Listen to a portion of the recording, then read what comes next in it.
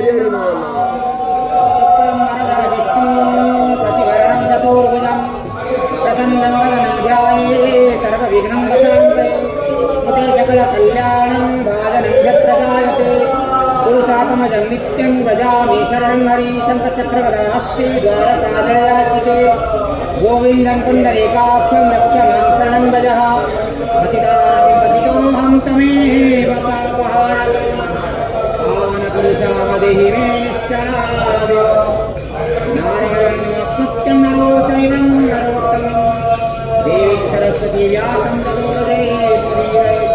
नमेवासि जीवलोके जीवभूता सनातनो मनसष्टानीन्द्रियाणि प्रकृतिस्थानि कर्तव्य हरिरञ्च वाप्नोति यच्चाप्युत्तमातीश्वर गृहीतैतानि सञ्जान्ति वायुर्गन्धानि वासयत्यनं चित्रमपि जगा